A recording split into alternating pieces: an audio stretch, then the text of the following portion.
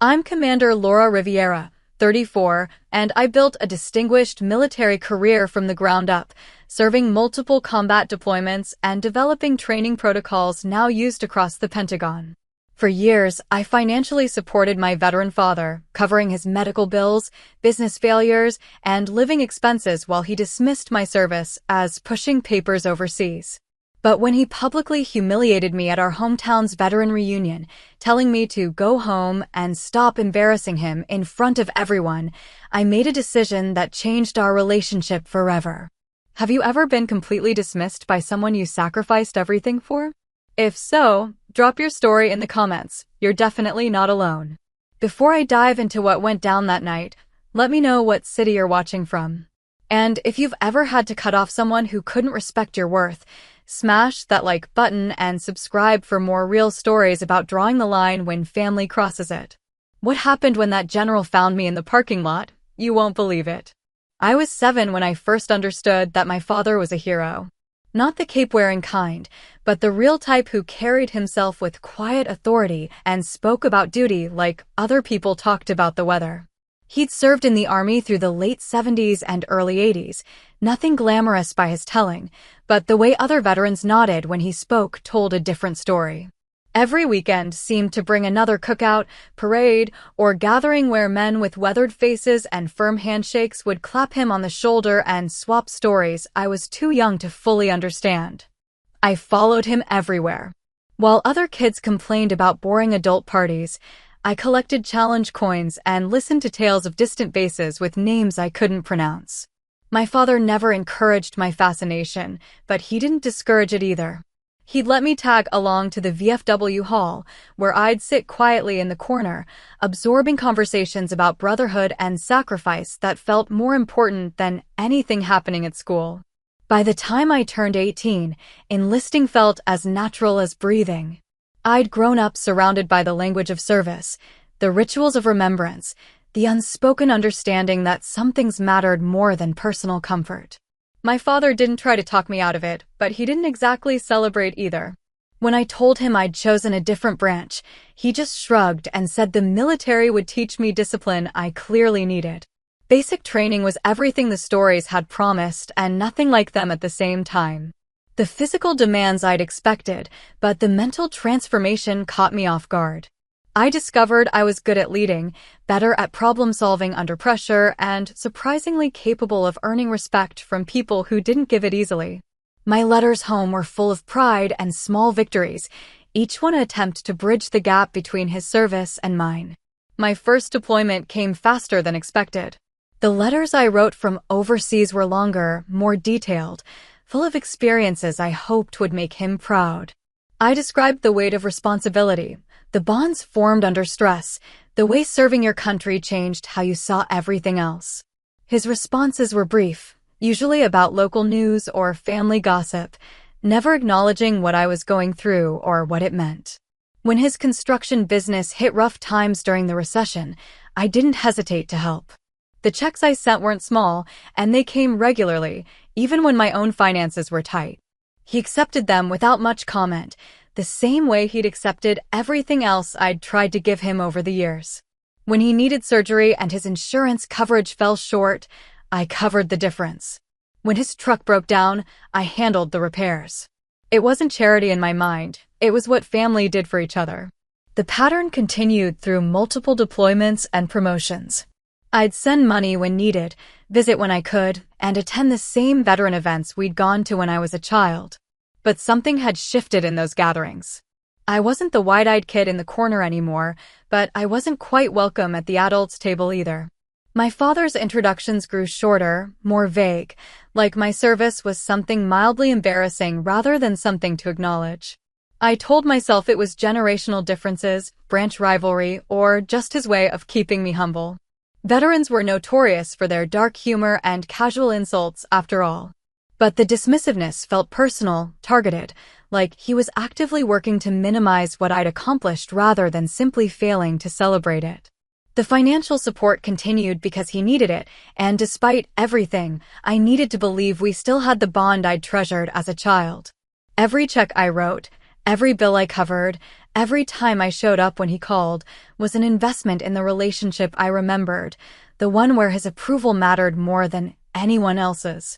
I kept thinking that eventually he'd see what I'd become, acknowledge what I'd achieved, and recognize that his daughter had followed his example in ways that mattered.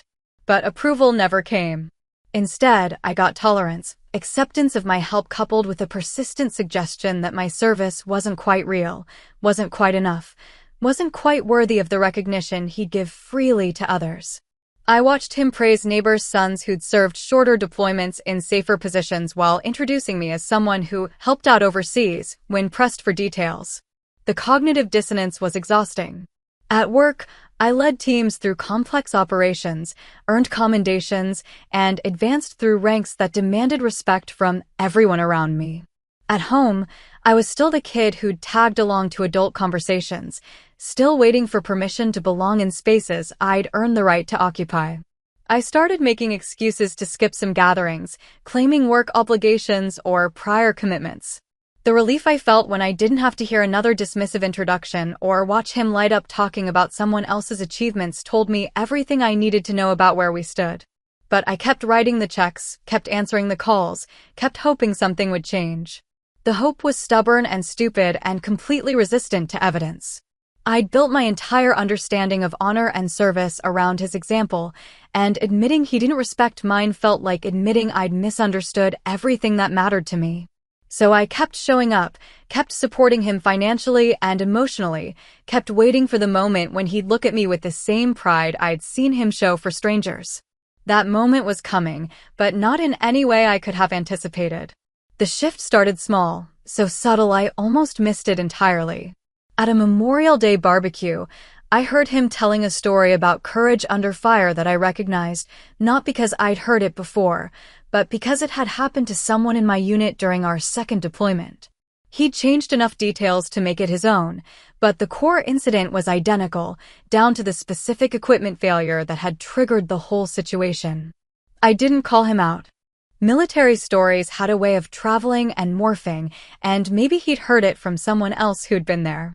But something about the way he told it, with the casual authority of personal experience, made my stomach tighten.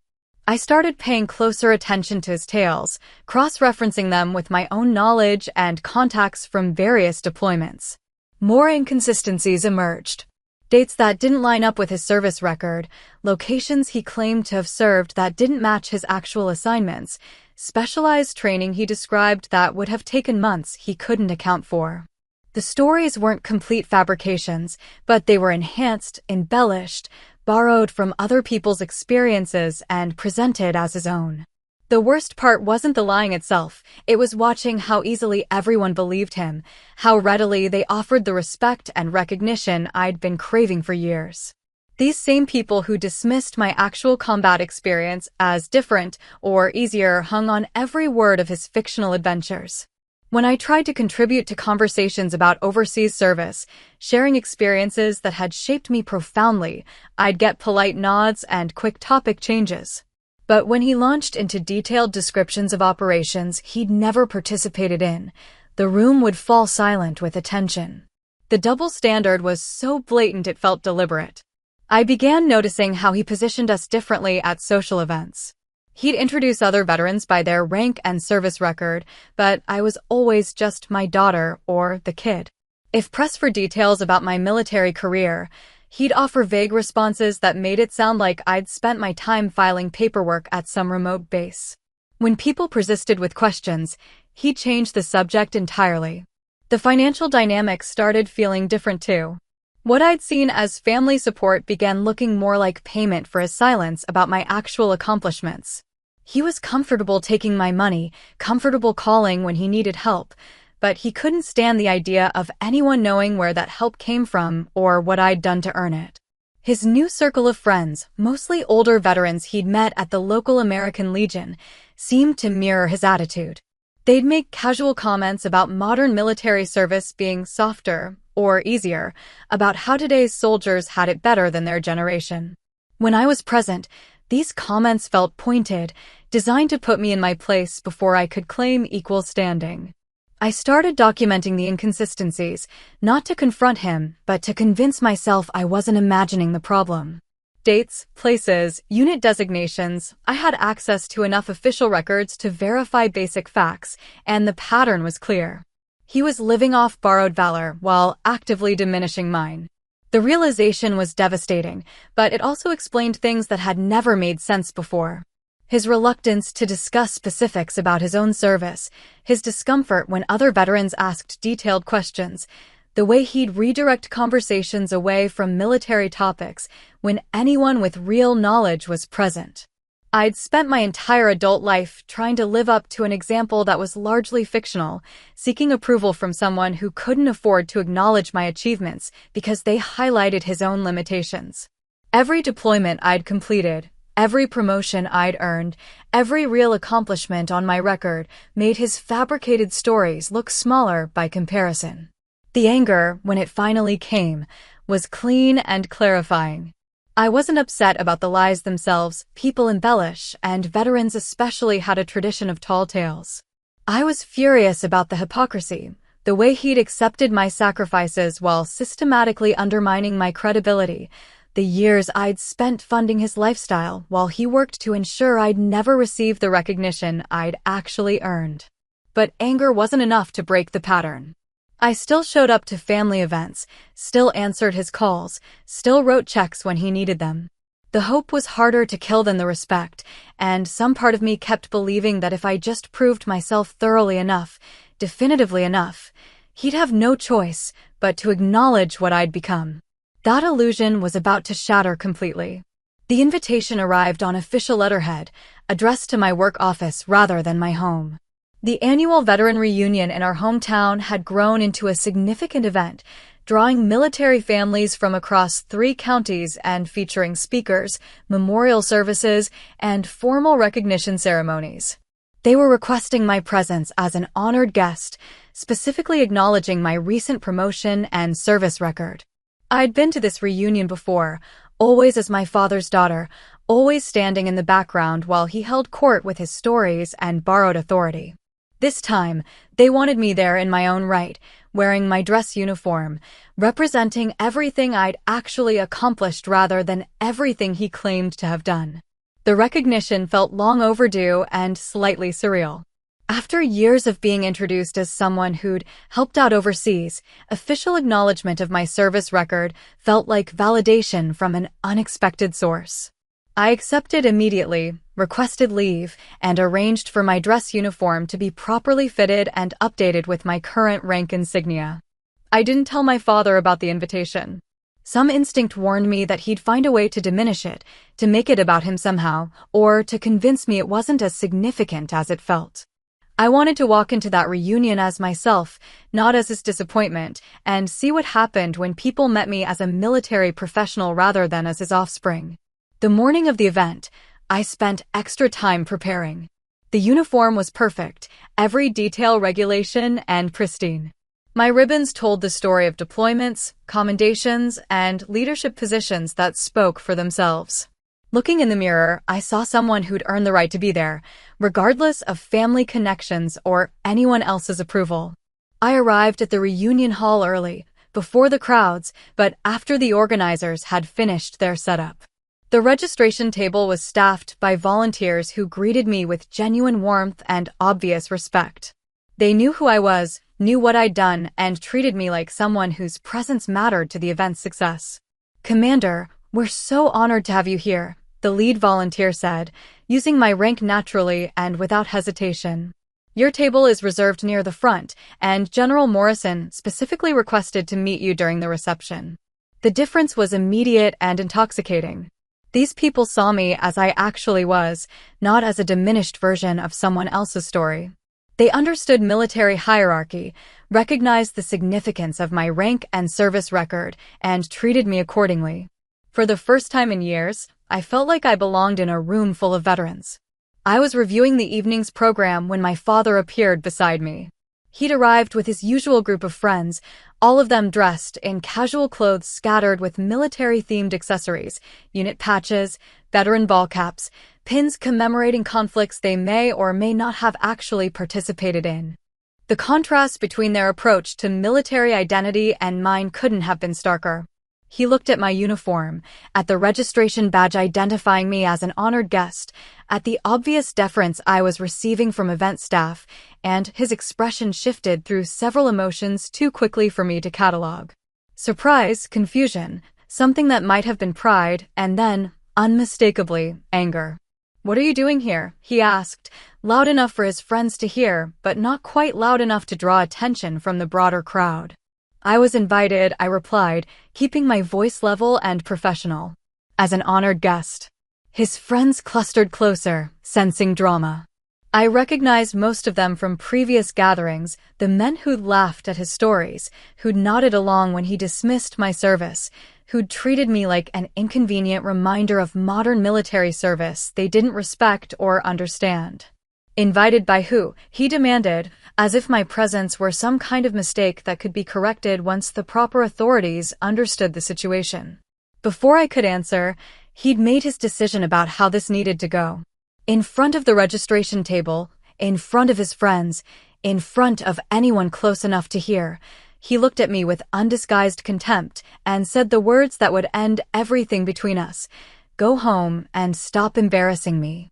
You don't belong here." The silence that followed felt infinite. Every conversation in our immediate area stopped. Every face turned toward us. Every person present became a witness to my father's public rejection of everything I'd worked to become. The registration volunteers stared in shock. My father's friends shifted uncomfortably, and I felt the weight of my dress uniform, every ribbon, every insignia, every symbol of earned respect, become suddenly, painfully heavy. I understood, in that crystalline moment, that this had never been about different branches or generational divides or any of the excuses I'd made for his behavior over the years. This was about his inability to tolerate my success because it exposed his fabrications. My actual achievements threatened the fictional narrative he'd built his identity around, and he'd rather destroy me publicly than risk being exposed as a fraud. The laughter started from his friends, nervous at first, but gaining confidence when he didn't correct them or defend me. Someone muttered something about participation trophies and modern military, and the group's amusement grew more pointed, more cruel. I was standing in my dress uniform, surrounded by my father's drinking buddies, being mocked for achievements they couldn't have imagined earning themselves. "I see," I said, keeping my voice steady despite the humiliation burning through my chest. "I understand completely." I didn't argue or defend myself or try to explain the invitation or my service record. There was no point. He'd made his choice about who deserved respect and who didn't, and no amount of evidence was going to change his mind. I simply nodded to the registration volunteers, who were watching the scene with obvious distress, and walked toward the exit. The walk to my car felt endless. Every step was measured, professional, maintaining the dignity my uniform represented even as everything inside me collapsed. I could hear conversations resuming behind me, voices discussing what they'd just witnessed, but I didn't turn around. I'd learned long ago that retreat could be tactical, strategic, a way of preserving resources for battles that actually mattered. I sat in my car for 20 minutes, still in full dress uniform, trying to process what had just happened. The physical space between me and the reunion hall felt symbolic of something larger, the final, unbridgeable distance between the relationship I'd imagined we had and the reality of what he thought of me. Years of financial support, emotional labor, and desperate seeking of his approval had led to this moment of perfect clarity about where I actually stood.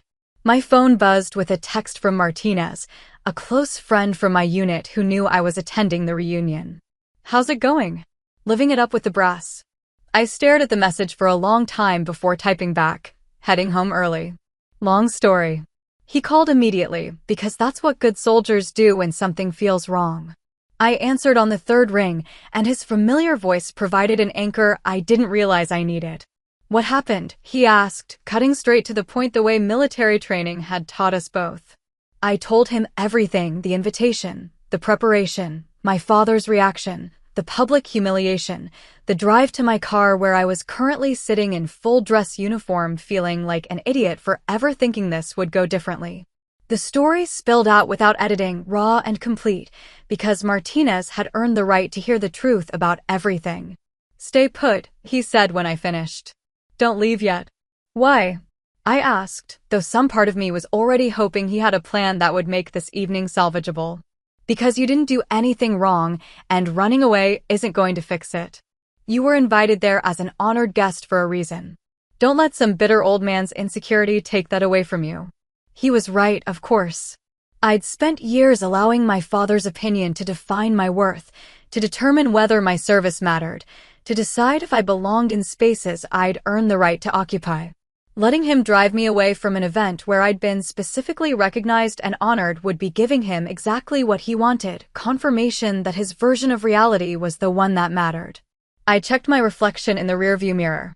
The uniform still looked perfect, still represented everything I'd actually accomplished rather than everything someone else wanted me to be.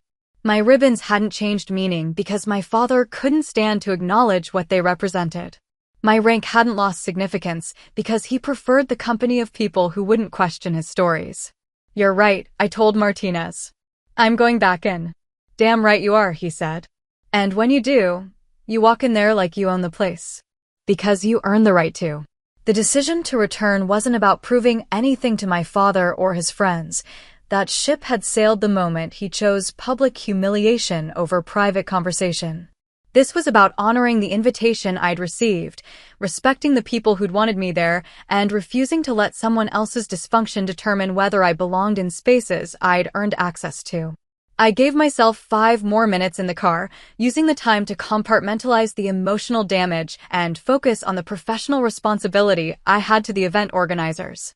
They'd invited me specifically, had prepared a place for me, had arranged for me to meet other attendees who might benefit from the conversation. Walking away would be abandoning that obligation, and military training had taught me better than that. When I returned to the reunion hall, the atmosphere had shifted. Word had clearly spread about the confrontation, and I could feel eyes tracking my movement as I approached the registration table. But the attention felt different now, less curious, more supportive, like people were rooting for me rather than waiting for additional drama. "Commander," the lead volunteer said, relief obvious in her voice, "I'm so glad you came back. General Morrison has been asking for you." She gestured toward a distinguished older man in dress blues who was speaking with a small group near the memorial display. Even from a distance, his bearing and the deference of those around him made his rank unmistakable. This was the kind of leader my father had always pretended to be, someone whose authority came from actual service, actual sacrifice, actual achievements rather than borrowed stories and inflated claims. "He wanted to meet you specifically," she continued. "Your service record made quite an impression when we were planning tonight's program." The irony wasn't lost on me. While my father was holding court with his drinking buddies, sharing fabricated tales of military glory he'd never experienced, a general, someone with the authority to recognize real service, had specifically requested my presence at this event. The contrast between fantasy and reality couldn't have been clearer. I made my way through the crowd, accepting handshakes and brief conversations from other attendees who seemed genuinely pleased to see me there. Several mentioned having heard about my recent deployment, my unit's accomplishments, or specific commendations I'd received. These weren't casual compliments or polite small talk. They were informed comments from people who understood military service and recognized legitimate achievement when they saw it. General Morrison spotted me approaching and excused himself from his previous conversation.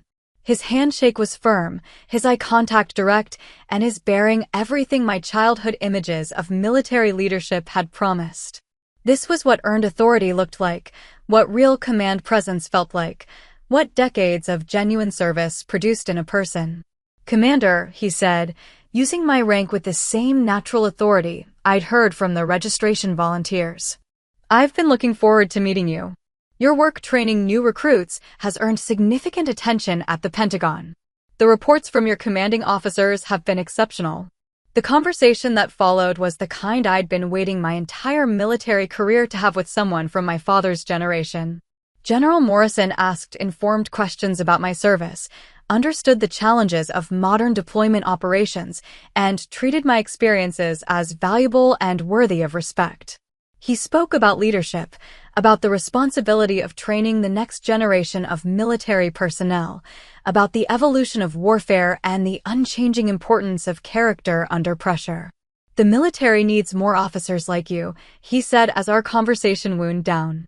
"People who understand that real leadership comes from earning respect rather than demanding it, from serving others rather than serving yourself." His words hit harder than he probably intended, creating a sharp contrast with everything that had happened earlier in the evening. Here was someone with the standing to judge military service, and his assessment of my value was completely opposite to everything my father had suggested over the years. "Thank you, sir," I replied. "That means a great deal coming from you." He nodded toward the crowd, where I could see my father still surrounded by his friends, still holding forth with animated gestures and dramatic expressions. "Not everyone understands what real service looks like," he said quietly. "But the people who matter do. Remember that." The general's words carried weight that went far beyond simple encouragement. This was validation from someone whose opinion actually mattered in military circles, whose assessment was based on evidence rather than personal insecurity, whose respect couldn't be bought or borrowed or fabricated. As we concluded our conversation and he moved on to other attendees, I realized something fundamental had shifted in my understanding of where I stood and whose approval actually counted for anything. The rest of the evening unfolded with the surreal quality of watching two different realities exist in the same space. In one corner, my father continued entertaining his friends with stories I now recognized as borrowed valor, his voice carrying across the room with the confidence of someone who'd never been challenged on the details. In another area entirely, I found myself engaged in substantive conversations with military professionals who treated my service record as something worth discussing and learning from. The contrast became impossible to ignore when Colonel Hayes, the event's keynote speaker, sought me out during the reception. She'd heard about my work developing new training protocols and wanted to discuss potential collaboration on a manual she was writing for junior officers. The conversation was technical, professional, focused on real challenges facing modern military leadership, exactly the kind of discussion I'd hoped to have at events like this for years. "Your approach to stress inoculation training has caught attention at multiple levels," she said, referring to a program I developed during my last stateside assignment. "We're seeing measurable improvements in performance under pressure, and Command wants to expand implementation across additional training facilities." While we talked, I was peripherally aware of my father's voice rising and falling with another story, something about a helicopter rescue that sounded vaguely familiar from a movie I'd seen years earlier.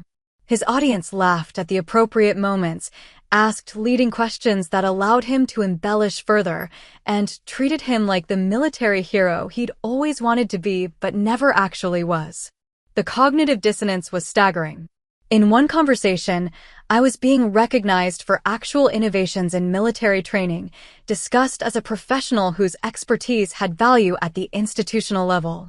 20 feet away, my father was performing a version of military service that existed only in his imagination, receiving admiration for adventures he'd never experienced from people who didn't know enough to question the inconsistencies.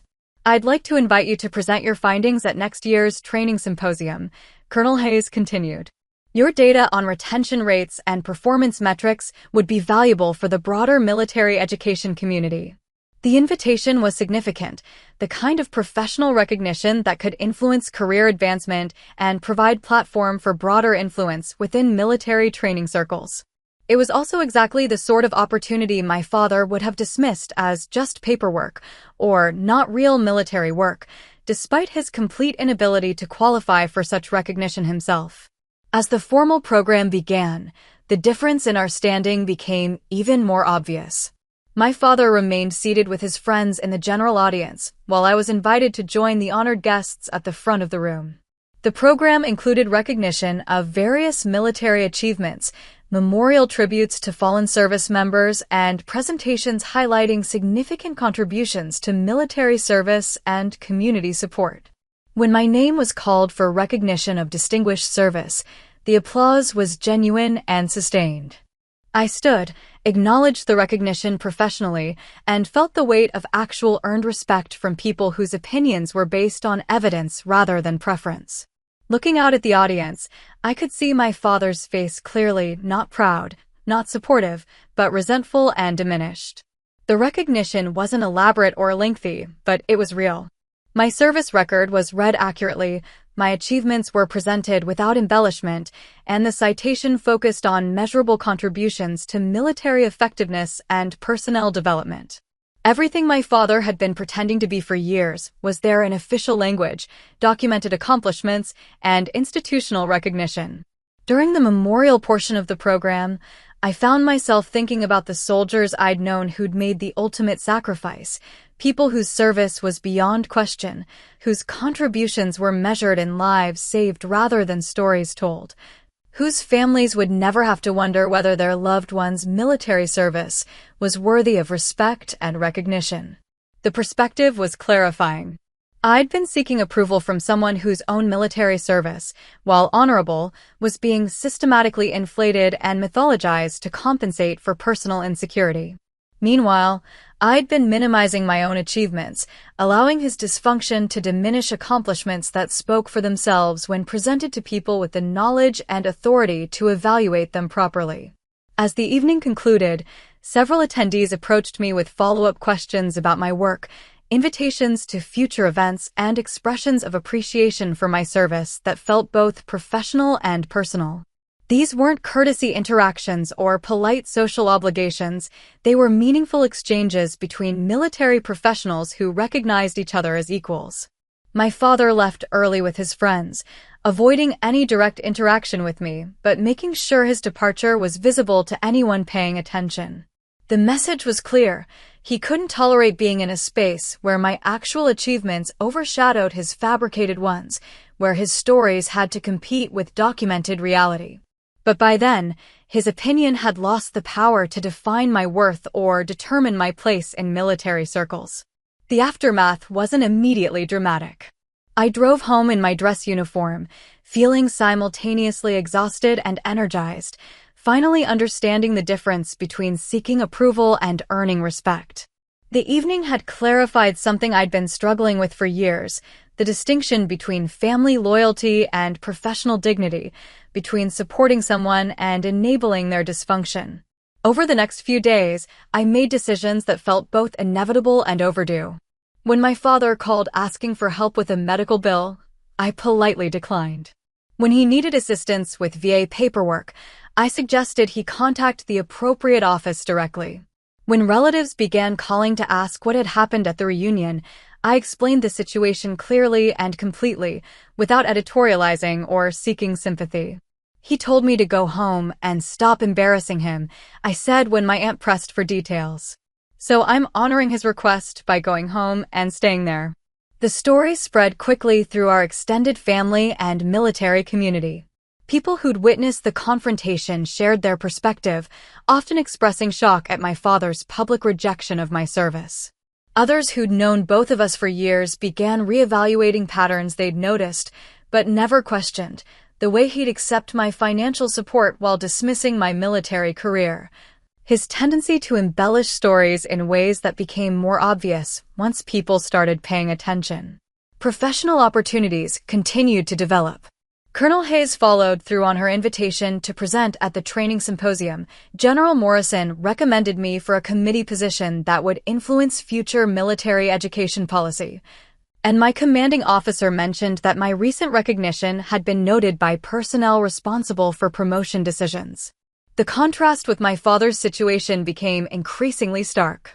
Without my financial support, he missed several payments that triggered consequences he'd previously avoided. His application for additional VA benefits was delayed due to incomplete paperwork I would have normally handled. Most significantly, his stories began facing more skeptical audiences as word spread about his treatment of his daughter, someone whose service record could be verified and whose achievements were a matter of official record. I didn't take satisfaction in his difficulties, but I didn't feel obligated to prevent them either. Natural consequences have educational value, and I'd been shielding him from the results of his choices for too long. The boundary between supporting family and enabling destructive behavior had become clear, and I'd chosen to respect it consistently rather than making exceptions based on guilt or misplaced loyalty. Months passed without direct communication between us. I heard updates through relatives who remained in contact with both of us, usually reports that he was struggling with various practical matters he'd expected me to handle indefinitely. Several family members suggested I should reconsider my position, that holding grudges wasn't healthy, that family forgiveness was more important than personal pride. But this wasn't about forgiveness or pride. It was about establishing clear boundaries around respect and reciprocity, about refusing to subsidize someone's lifestyle while they systematically undermined my credibility and achievements. The military had taught me about strategic withdrawal, about choosing battles worth fighting, about the difference between tactical compromise and strategic surrender. I'd spent years in strategic surrender mode, accepting my father's terms for our relationship even when those terms included public humiliation and systematic dismissal of my service.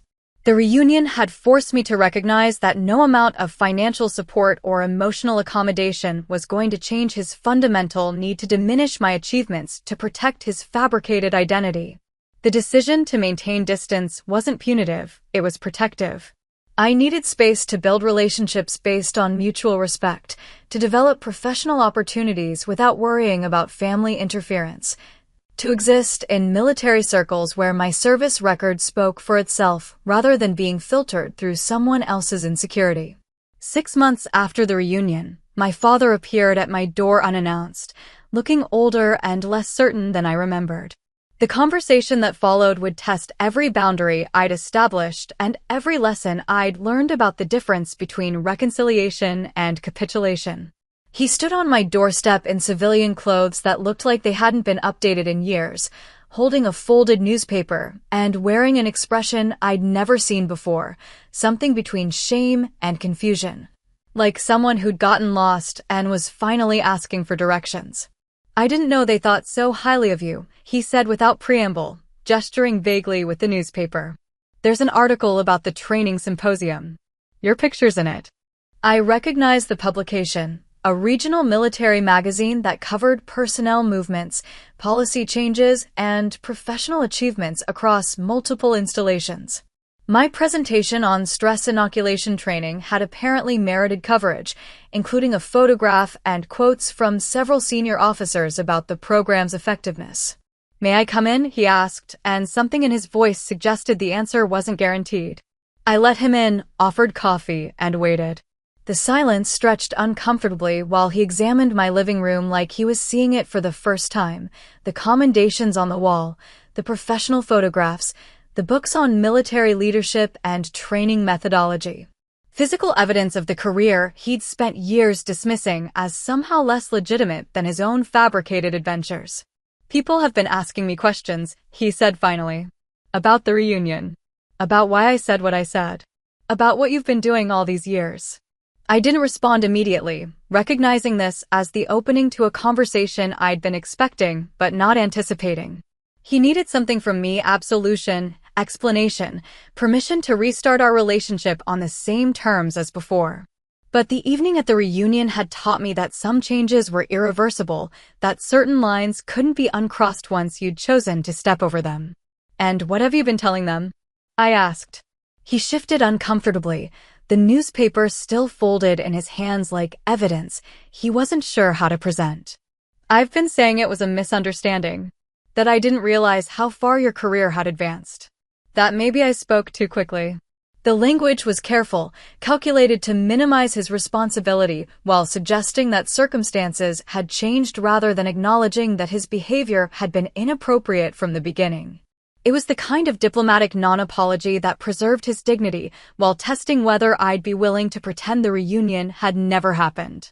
"It wasn't a misunderstanding," I said calmly. "You told me to go home and stop embarrassing you because you didn't want me there. You said I didn't belong. You knew exactly what you were doing." His face flushed slightly, the way it always did when confronted with evidence that contradicted his preferred version of events. "I was having a bad day. Those guys, they get me wound up sometimes. You know how it is." But I did know how it was, which was exactly the problem.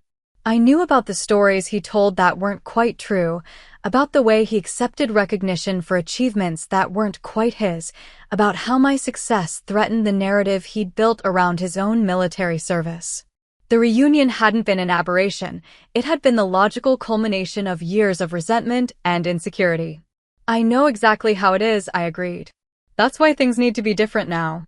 We talked for over an hour, and gradually, the real conversation emerged from beneath his prepared statements and face-saving explanations. He'd been struggling financially without my support, professionally without my assistance with paperwork and administrative tasks, and socially as people began questioning his treatment of his daughter, whose military achievements were increasingly visible in official channels. I never meant for it to go this far, he said, and for the first time, his voice carried genuine regret rather than tactical contrition. Your success made me feel like my service didn't matter. Like everything I did was small compared to what you were accomplishing. It was the closest thing to honesty he'd offered, and I recognized the admission for what it was, not just about the reunion, but about years of systematic dismissal, financial dependency, and emotional manipulation designed to keep me in a subordinate position that made him feel more significant by comparison. Your service did matter, I told him. But that doesn't give you the right to diminish mine. And it doesn't mean I'm obligated to subsidize your lifestyle while you publicly undermine my career. The boundaries I established that afternoon were clear and non-negotiable. Future contact would be possible, but only on terms that included basic respect for my military service and professional achievements. Financial support was permanently ended. He needed to manage his own affairs like the adult he claimed to be. Most importantly, any attempt to minimize or dismiss my accomplishments would result in immediate withdrawal from whatever relationship we might rebuild. I can't promise it will be easy, he said as he prepared to leave. I've gotten used to thinking about things a certain way. Then you'll have to get used to it, I replied. Because the alternative is no relationship at all. He left with the newspaper still in his hand, looking like someone who'd received clear directions but wasn't sure he wanted to follow them. The conversation had been necessary but exhausting, forcing both of us to acknowledge realities we'd been avoiding for years. I watched him drive away and felt something between relief and sadness, the complicated emotions that come with setting boundaries that should have existed long before they became this difficult to establish. The months that followed tested the framework we'd established. He called occasionally, usually about practical matters, and our conversations were polite but careful. He'd ask about my work in general terms, avoiding specific questions about achievements or recognition that might require him to acknowledge the legitimacy of my career. I'd answer briefly, sharing information without expecting enthusiasm or support. The financial boundary held completely. When he hinted at needing help with bills or repairs, I'd suggest resources he could contact, but made it clear I wouldn't be providing direct assistance. When relatives asked if I was being too harsh, I'd explain that helping him meant enabling his dysfunction, and that real support sometimes required allowing people to experience the consequences of their choices. Most importantly, the respect boundary proved enforceable. The few times he slipped into old patterns, making dismissive comments about modern military service or suggesting my career was somehow less demanding than his had been, I'd end the conversation immediately. No arguments, no lengthy explanations, just a clear demonstration that certain behaviors would result in loss of access to me. The structure worked because it was consistent and predictable.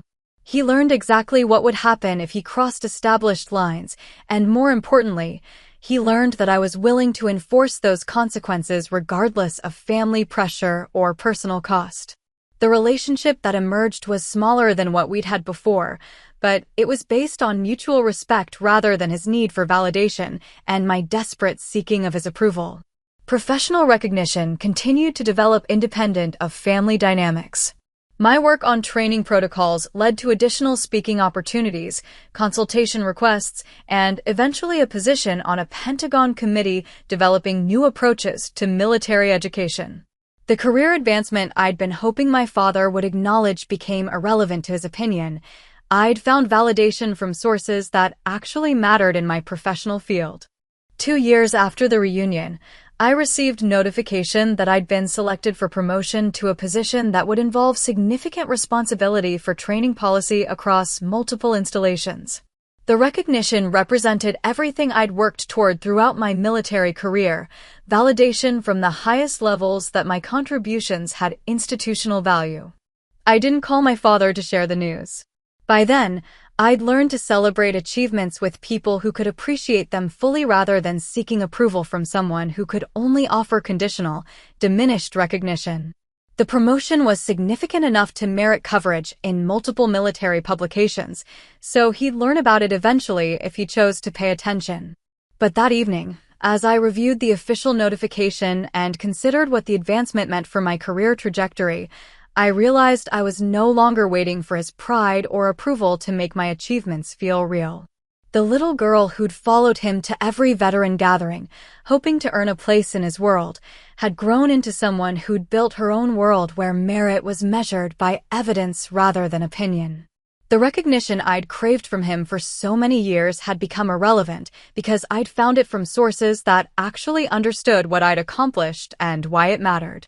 General Morrison's assessment carried more weight than my father's opinion ever could. Colonel Hayes' invitation to present research meant more than his introduction at social events. The Pentagon committee appointment represented validation he could never provide because he'd never achieved anything comparable himself. I'd stopped needing his approval the moment I started receiving recognition from people whose judgment was based on knowledge rather than insecurity. The reunion had been a catalyst, but the real change had been my decision to stop accepting his terms for our relationship and start insisting on my own. That night, I realized I'd finally become the person I'd always wanted him to see me as, but more importantly, I no longer needed him to see it for it to be true.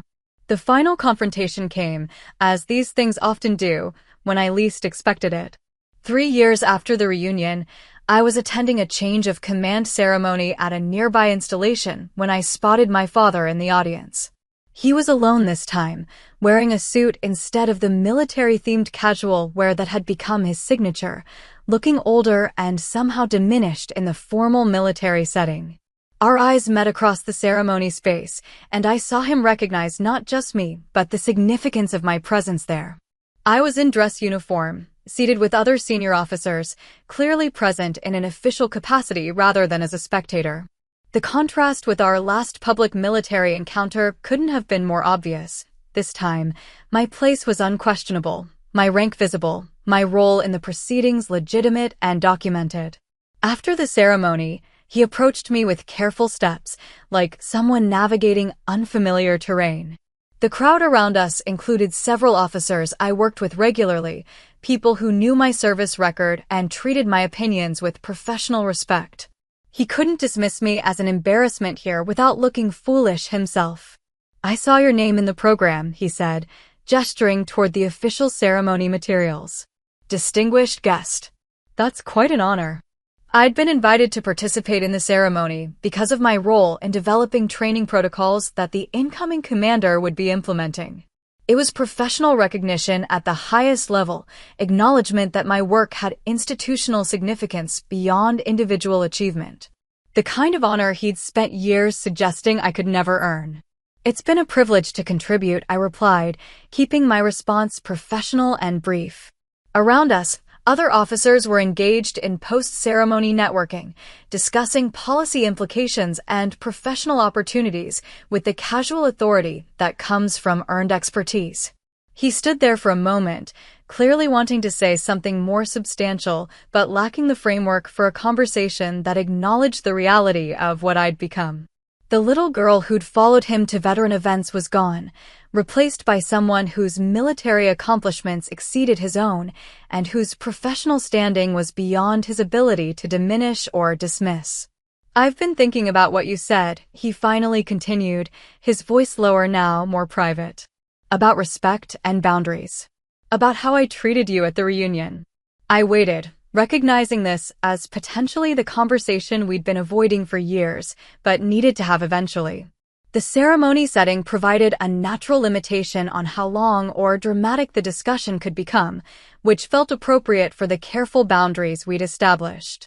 I was wrong, he said, and the admission seemed to cost him significant effort. I was wrong about your service, wrong about what you'd accomplished, wrong about how I treated you. I was threatened by your success because it made me feel like my own service wasn't important. It was the apology I'd needed years earlier but had stopped expecting. Hearing it now, in a military setting where my achievements were visible and unquestionable, felt like closure on a chapter that had defined too much of my adult life. But it also felt like something I no longer needed, validation from someone whose opinion had lost the power to determine my worth. Thank you for saying that, I replied. It means something to hear it.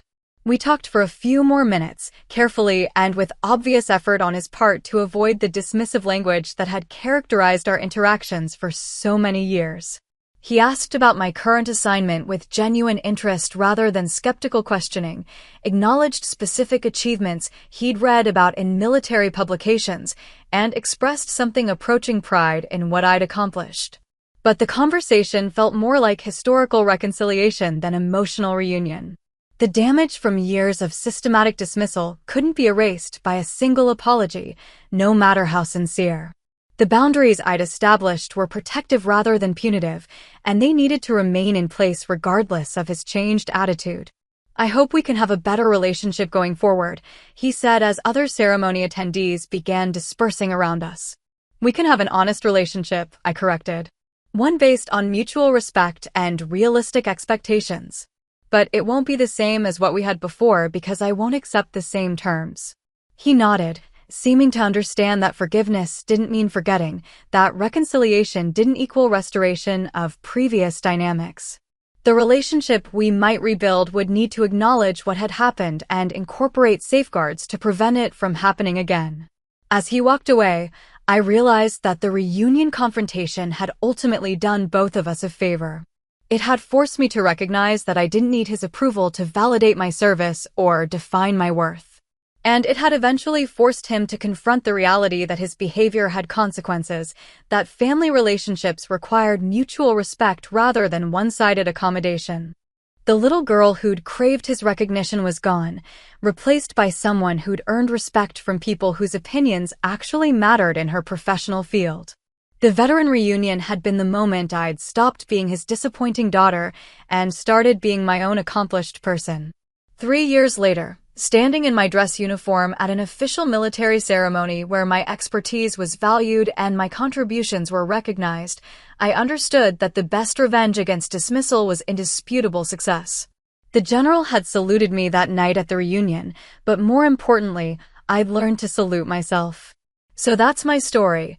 How a public humiliation became the catalyst for reclaiming my worth and setting boundaries that actually stuck. Sometimes the people who should support us the most are the ones who need us to stay small so they can feel big. If this resonated with you, I want to hear from you in the comments. Have you ever had to choose between family loyalty and self-respect? What was your breaking point? And for those who've been through something similar, how did you rebuild after cutting ties with someone who couldn't celebrate your success?